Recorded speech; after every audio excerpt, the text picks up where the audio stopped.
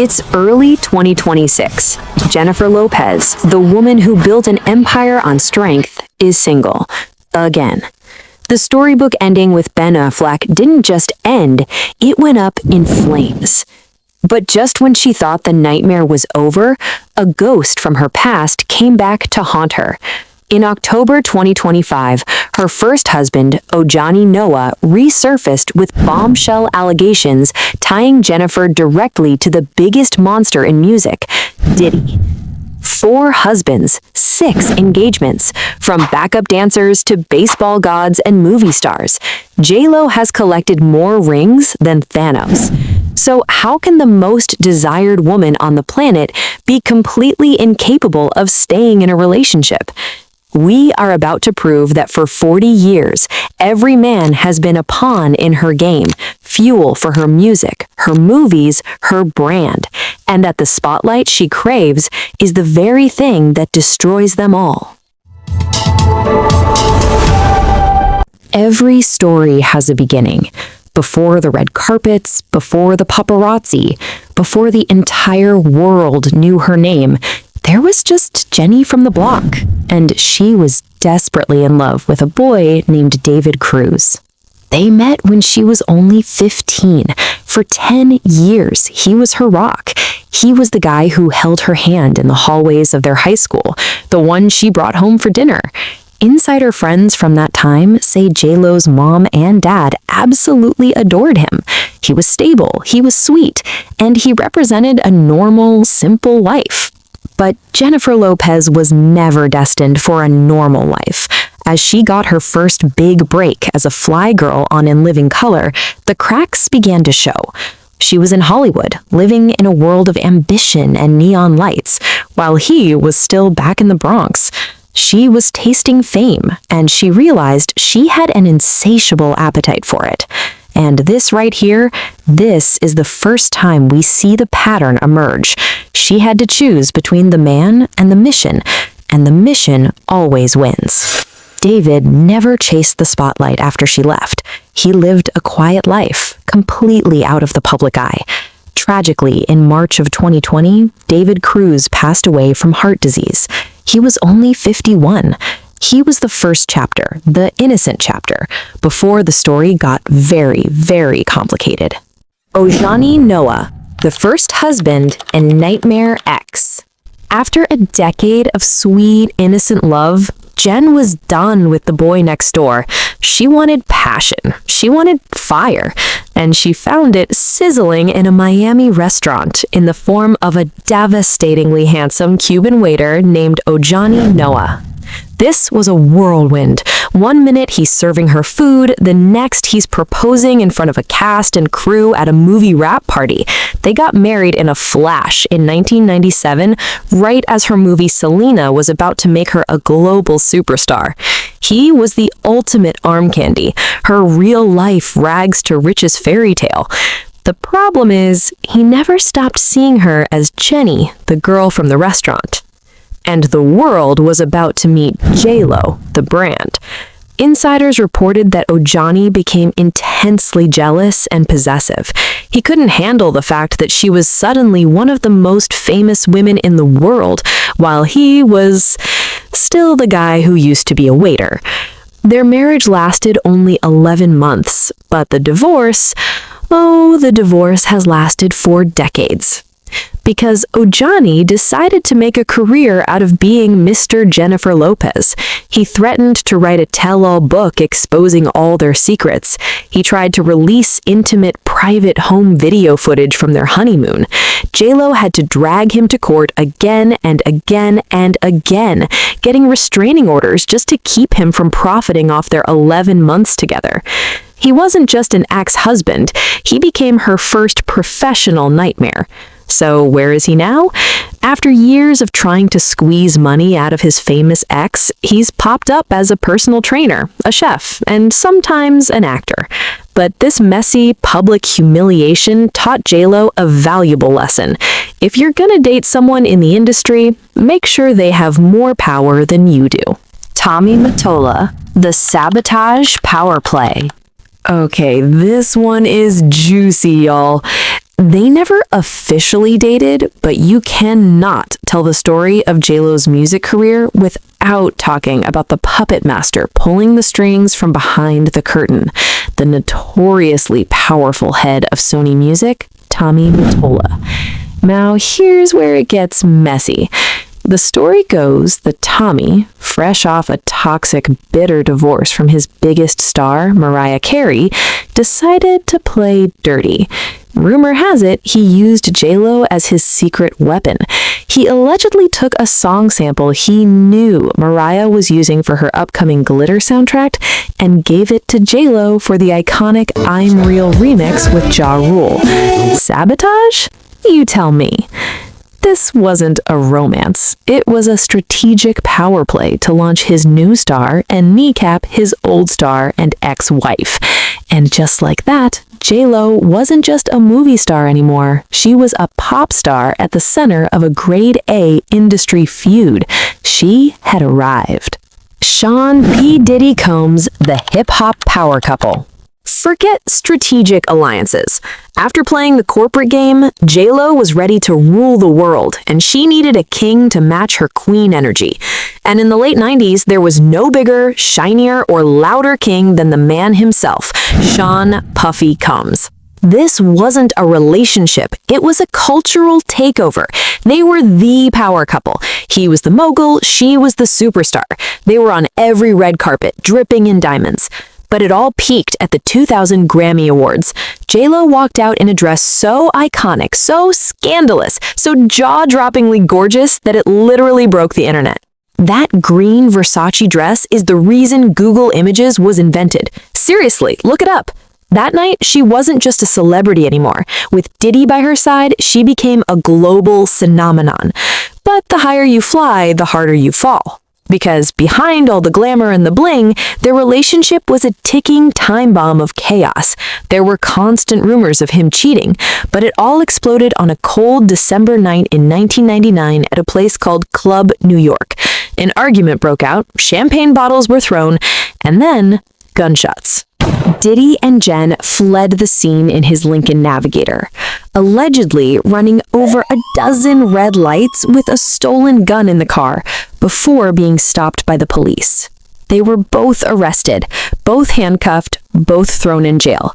For J.Lo, the girl from the block who had worked so hard to build her perfect image, this was the ultimate nightmare. Diddy was eventually acquitted of all charges, but the damage was done.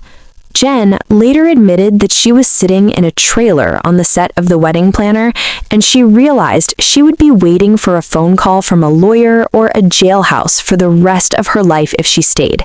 She chose her sanity over the shiny suit. Incredible stuff was happening in my career, and I was trying to focus on that. And at the same time, he was going through the trial. It was a lot of stuff to deal with all at once. Obviously, nobody really wants to be arrested or handcuffed or, go through all that kind of stuff. It's a really traumatic experience. I just kind of hit the wall and was just like, I can't do this. And it's a good thing she got out when she did. Today, the Diddy of the past is gone. Following years of horrific allegations and federal raids on his homes, Sean Combs was sentenced in 2025 on multiple charges. He is currently incarcerated, a world away from the red carpets he once ruled. Cris Judd, the Love Don't Cost a Thing rebound. After surviving the guns, the drama, and the courtroom chaos with Diddy, Jennifer did a complete 180. She ran from the fire and dove headfirst into the calmest, safest water she could find. She didn't want a king anymore. She just wanted a nice guy. And she found him on the set of her own music video. His name was Cris Judd, and he was one of her backup dancers. One minute, he's being paid to look at her adoringly on a beach in a music video, and the next, he's putting a ring on her finger for real. They had a secret fairy tale wedding in the fall of 2001. But according to Cris himself, it was anything but a fairy tale. Cris later said his own wedding felt like a circus. He said he saw people scaling the mountainside just to get a picture. He said, "You're no longer a normal person." That right there was the problem. He was a normal guy who fell in love with a superstar, not realizing that you can't have one without the other. The spotlight that she lived for was his personal nightmare. The marriage barely lasted 9 months, and here's the receipt that proves our love addict theory. Jennifer officially filed for divorce in June of 2002. And what else was happening in June of 2002? Oh, just the first day of shooting on a little movie called Jiggly, where she was co-starring with Ben Affleck. And where is the nice guy now? Cris Judd went back to his passion, choreography. He remarried, has a beautiful daughter, and lives a happy, quiet life. He didn't just dodge a bullet, he escaped the entire J.Lo hurricane and found the peace he was always looking for. Ben Affleck, round 1. The original Bennifer circus. And here we go. This is it, the one you've been waiting for. This wasn't just a rebound. This wasn't just another celebrity hookup. This was the relationship that created a cultural earthquake. This was Bennifer. It all started on the set of a movie called J.Lo, which is legendary for being one of the worst films ever made. The movie was a historic bomb, but the chemistry between its two stars was a nuclear explosion. This was the birth of the celebrity super couple as we know it today. They were the first to get a tabloid nickname, Bennifer.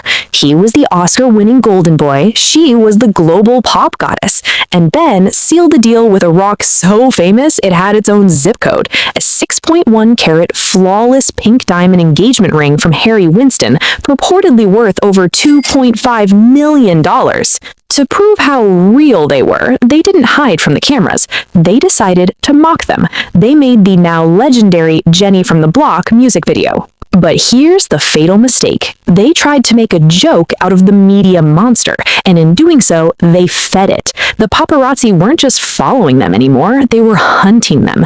It was a level of suffocating 24/7 scrutiny that no one had ever seen. It got so bad that for their massive 4-day wedding planned in Santa Barbara, they were literally considering hiring decoy brides to try and throw the press off. It was all too much. Just 4 days before they were supposed to say "I do" in September 2003, they released a statement officially postponing the wedding, blaming excessive media attention. Insiders say the final straw was when they found out a media outlet had bribed wedding staff for details. Their most intimate day had been turned into a public spectacle for sale. The dream was officially becoming a nightmare. They tried to hold on, but the damage was done. Ben Affleck, the serious actor and screenwriter, was reduced to a tabloid caricature, the arm candy in J.Lo's global circus. The media frenzy didn't just annoy them, it fundamentally changed the power dynamic and poisoned their love from the outside in. In January 2004, the world was officially heartbroken. Bennifer was over. It was death by 1,000 camera flashes. The media built them up into a fairy tale and then gleefully watched as the castle crumbled. For J.Lo, this was her most public, most devastating heartbreak yet. And after the noise and chaos of this global implosion, her next move would be to run towards silence, stability, and a ghost from her past. Marc Anthony, the Latin soulmate and father. After the Bennifer circus imploded, Jennifer was emotionally shattered. And just like she did after Diddy, she didn't just walk away from the chaos, she ran. She ran from the Hollywood noise and straight into the arms of safety, familiarity, and a man who had been in her orbit for years, the king of salsa, Marc Anthony. This wasn't a new flame, it was an old ember that finally caught fire. They had been friends for years. But here's the juicy part that proves our thesis. J.Lo does not do downtime. Just 5 months after her split from Ben Affleck, and only 4 days after Marc Anthony's divorce with his wife was finalized, they got married in a top-secret ceremony in her Beverly Hills backyard. Guests were invited to a late afternoon party and had no idea they were attending a wedding until she walked out in her dress. This wasn't a PR stunt. In fact, it was the opposite. For a while, she retreated. She became Jennifer Muniz, his legal last name. They made the movie El Cantante together. She recorded a Spanish-language album. This was her attempt to escape the J.Lo brand and connect with a part of herself that felt more real. With Marc, she wasn't building a global brand. She was building a home. And their union gave her the one thing no other man ever had: a family. In February 2008, After a difficult journey with IVF, she gave birth to their twins, Max and Emmy. This was the defining moment of their entire relationship. It was the moment J.Lo the diva became J.Lo the protector. Her entire world shifted. For the first time, her ambition wasn't just for herself, it was for them. But even the love for her children couldn't fix the fundamental cracks in their foundation. Insiders have said for years that Marc was a homebody. He was happy being the king of his salsa world. But Jennifer, well, she can't be contained. As soon as she got the offer to become a judge on American Idol in 2010, the J.Lo global machine roared back to life, and the quiet home life he cherished began to crumble. In 2011, after 7 years, her longest marriage by a mile, they announced their separation. It was her most mature and painful breakup. This wasn't a media circus. It was the quiet, heartbreaking end of her dream of a normal family. And in the wake of that silence, she would make a choice that shocked everyone. Casper Smart, the boy toy, and creative rebirth. So, what do you do when you're 42, fresh off a divorce from the father of your children, and trying to reignite your career? If you're Jennifer Lopez, you do the most J.Lo thing imaginable. You start dating one of your backup dancers who is 18 years younger than you. Meet Beau, but everyone called him Casper Smart. Let's be clear, after the emotional weight of Marc Anthony, Casper was not about finding a soulmate. This was about fun. He was the ultimate yes man. He didn't have his own competing career. His career was her. She even promoted him to creative director for her tours and her blockbuster Las Vegas residency. He was a shot of pure adrenaline for her ego and her brand. With Casper by her side, she wasn't a grieving divorcee. She was a cougar on the prowl, and the world was fascinated. Their relationship was a roller coaster, constantly on again, off again for about 5 years. They'd break up, and then a few weeks later, they'd be spotted together in his pickup truck. But the fun and games came to a screeching halt when the cheating rumors started. And they weren't just rumors. They were messy, embarrassing, tabloid gold headlines. In 2014, the first scandal broke. Casper was allegedly caught sexting and exchanging pictures with a transgender model he met online. They broke up, but eventually got back together. But lightning struck twice. Reports surfaced again that he had cheated on her while she was busy with her Vegas show. And that was the final nail in the coffin. J.Lo can forgive a lot of things, but public humiliation, that's a wrap. She doesn't do third chances. Casper Smart served his purpose perfectly. He was the rebound that helped her heal, the creative partner who helped her rebuild her live show empire, and the boy toy who reminded her and the world that she was still one of the most desirable women alive. He was the palate cleanser. And now that her confidence was restored, she was ready for a main course. She was ready to build an empire again. Drake, the viral winter fling. Alright, don't blink or you'll miss this one. After the boy toy rebound, J.Lo was single and ready to mingle. And for one very weird, very viral winter in late 2016, she decided to mingle with the king of the sad boys himself, Drake. It started with rumors and then, boom, they both dropped a photo on Instagram at the exact same time. No caption, just this picture. The internet officially lost its mind. Were they a couple? Was it a music video? No one knew, but the world was obsessed with J.Lo. But here's the real tea. This wasn't just about them. This was about Rihanna. Drake and Rihanna had a legendary on-again, off-again romance. J.Lo and Rihanna were industry friends, and the very day these cuddly pictures went public, fans noticed something huge. Rihanna had quietly unfollowed Jennifer on Instagram. Oof, the shade was real. Just as quickly as it started, it fizzled. The rumored music collaboration never dropped, and they were never seen together again. Was it a real fling, a calculated PR stunt to promote a song, or just a way to make Rihanna jealous? We'll probably never know. But it was the perfect viral moment before she settled down with her next major power player. Alex Rodriguez, the J-Rod Power Empire. After the flings and the fun, Jennifer was done playing games. She was ready for a grown-up, a partner, an equal. She wanted someone whose ambition, whose fame, and whose bank account could finally match her own. And she found him in the form of a controversial baseball legend, Alex Rodriguez. On paper, this was the perfect merger. Both were iconic New Yorkers of Latin descent who had reached the absolute pinnacle of their respective fields. They were a blended family, frequently posting perfect photos with all their kids. They worked out together, they did business deals together, they were on the cover of Vanity Fair together. This wasn't a romance, it was a Fortune 500 company. Their defining image wasn't a kiss, it was them slaying the red carpet at the Met Gala. They looked less like two people in love and more like the CEO and president of J.Rod Industries, making an appearance at a company gala. The merger became official in March 2019 when A-Rod proposed on a beach at sunset with an emerald-cut diamond the size of an ice rink, reportedly worth over $1.8 million. It was the perfect Instagram post. It was the ultimate brand victory. But just like with Diddy, a shiny exterior was hiding a messy truth. A-Rod had his own history of scandals, and the rumors of his wandering eye just wouldn't die down. It all came to a head when whispers began connecting him to a reality TV star from the show Southern Charm. He denied it, but the headlines were relentless. The perfect brand was officially tarnished. The engagement dragged on for 2 years, postponed by the pandemic. But the real reason for the delay was clear. The trust was broken. In April 2021, they released a carefully worded joint statement announcing their breakup, claiming they were better as friends. The J-Rod empire had crumbled. The business merger had failed. And just like we've seen time and time again, a heartbroken Jennifer Lopez did not take time to heal. She did not take time to be alone. In fact, less than 1 month later, the paparazzi would capture a photo so shocking, so unbelievable, it would send the entire world into a nostalgic frenzy.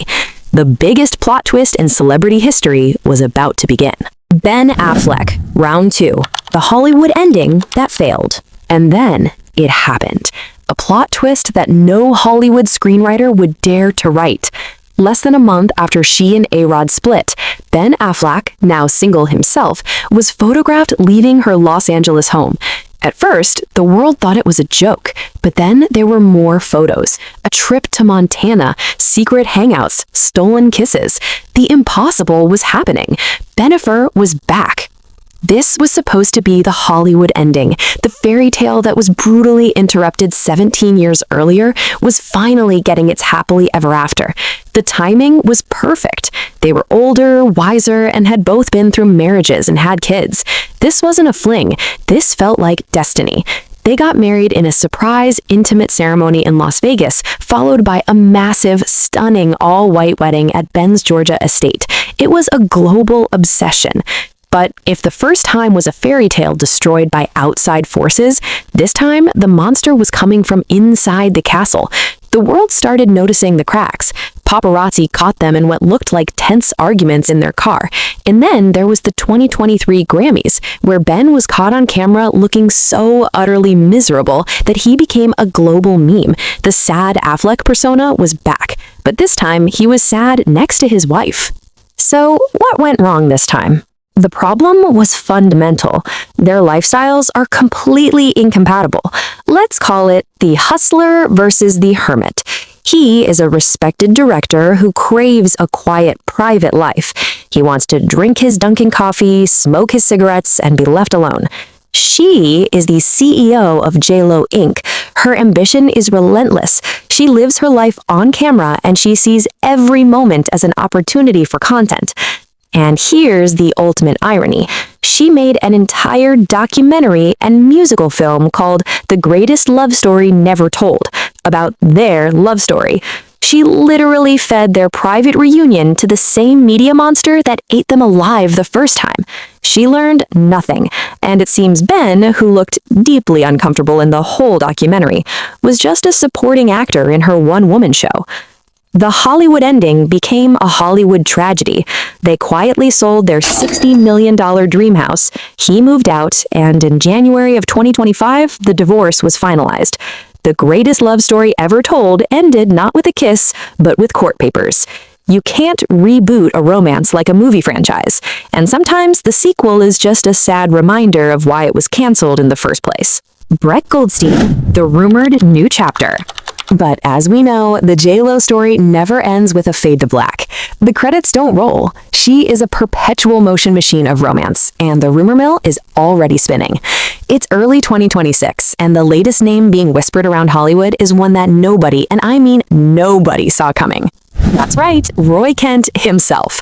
The internet has been buzzing with whispers about her and Ted Lasso's Emmy-winning star Brett Goldstein. He's a writer, he's hilarious, he is completely out of her usual type. Is it real? A rebound? A brilliant PR move? Who knows? But one thing's for sure, Jennifer Lopez's next chapter has already begun. So, after 40 years, 12 men, 6 engagements, and 4 divorces, what have we really learned? We've followed the trail of broken hearts and platinum records from the Bronx to Beverly Hills, and 2 undeniable truths have emerged from the wreckage. First, we have proven that Jennifer Lopez is a true love addict. She is a woman who is terrified of being alone. Look at the evidence. The timeline doesn't lie. There are no gaps. She doesn't heal, she replaces. From Ben Affleck to Marc Anthony in 5 months. From Alex Rodriguez to Ben Affleck in less than 1. It is a frantic, repeating pattern of jumping from one sinking ship to the nearest lifeboat just to avoid the silence of the open ocean. And second, we've proven she is both the muse and the monster to every man she loves. The muse inspires the art. Jenny from the Block was born from the Bennifer circus. Her Spanish albums were born from her marriage to Marc. Her Vegas empire was reborn with Casper. But that same empire, the monster, demands a public sacrifice. It demands content. It feeds on the spotlight that inevitably burns the relationship to the ground. She turned her reunion with Ben into a documentary, selling her greatest love story, and in the process, ensuring it would have an ending. Jennifer Lopez is a woman in love with the idea of love. But as we look back at 40 years of history, one thing is tragically clear. Her career is legendary, but her heart is a lonely hunter. So I have to ask you, after seeing all the evidence, is J.Lo the problem here? Or are these men just not strong enough to handle a woman with this much power and ambition? And be honest, who do you think was her one true soulmate? Ben? Marc? Or A-Rod? Let me know your final verdict in the comments below. And don't forget to like and subscribe to Love and Music HQ for more deep dives.